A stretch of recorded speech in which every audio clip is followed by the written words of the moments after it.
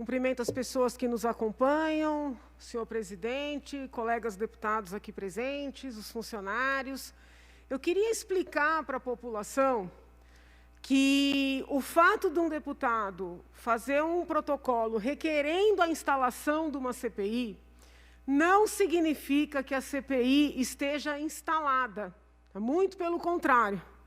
Quando a gente inicia os trabalhos, quando se inicia um mandato, muitos são os pleitos de instalação de CPIs que são protocolizados e nem todos vêm a ocorrer ao longo dos 4 anos de mandato. Então, é importante fazer esse esclarecimento, porque eu tenho lido nos grandes jornais que a Assembleia Legislativa iniciou a CPI da Prevent Senior, a Assembleia, e me chamou muito a atenção, inclusive, o respaldo do próprio presidente da Casa, a própria imprensa da Casa, noticiando essa CPI de maneira muito diferenciada com relação às demais CPIs.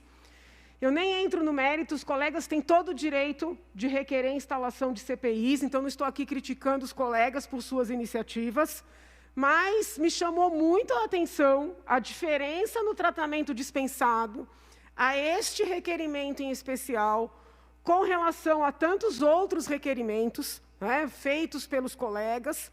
Então, eu queria esclarecer para a população que o fato de um colega ter requerido a instalação de uma CPI, dele ter conseguido as assinaturas, não significa a abertura da CPI e não significa que essa CPI será instalada.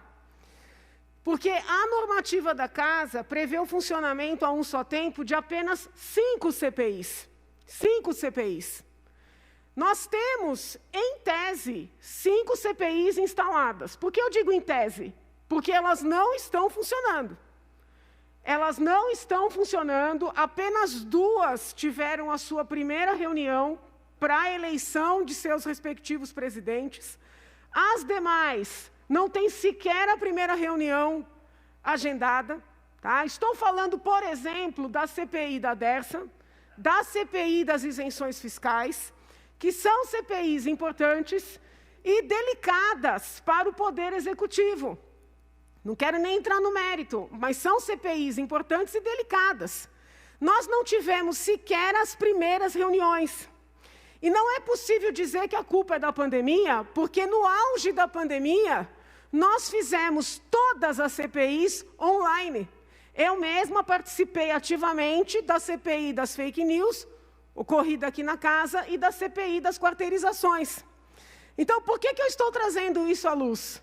Porque nós já estamos no mês de setembro, na verdade, no final do mês de setembro, ou seja, no mês de outubro, as CPIs regularmente instaladas não estão acontecendo, e aí, magicamente, o governo, a presidência da Casa, já anunciam a instalação de uma 6ª CPI, que, na verdade, foi objeto única e exclusivamente de um protocolo. Para que essa 6ª CPI seja instalada, se faz necessário apreciar uma resolução e o plenário precisa autorizar a instalação dessa 6ª CPI. Existem outros requerimentos de CPIs a serem instaladas, requerimentos de uma 6ª CPI a ser apreciada pelo plenário.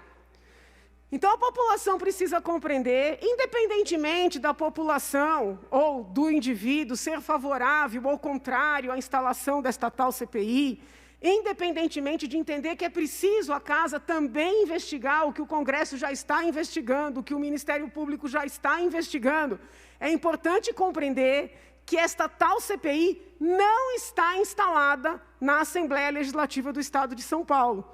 Muito embora haja um esforço muito grande de fazer crer que já está, inclusive por parte do Poder Executivo. Não consigo compreender por quê.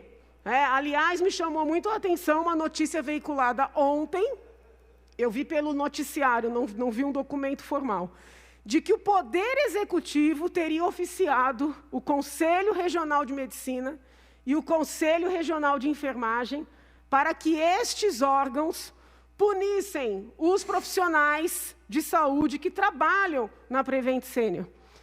Eu estou, assim, com todo respeito, e não estou aqui dizendo que nada há a ser apurado e, eventualmente, até a ser punido, mas eu estou achando muito estranha essa atenção, né, essa dedicação do Poder Executivo, né, nesse destroçar de uma instituição privada, que eu quero chamar a atenção para isso. Obrigada, senhor presidente. Obrigado, senhora deputada.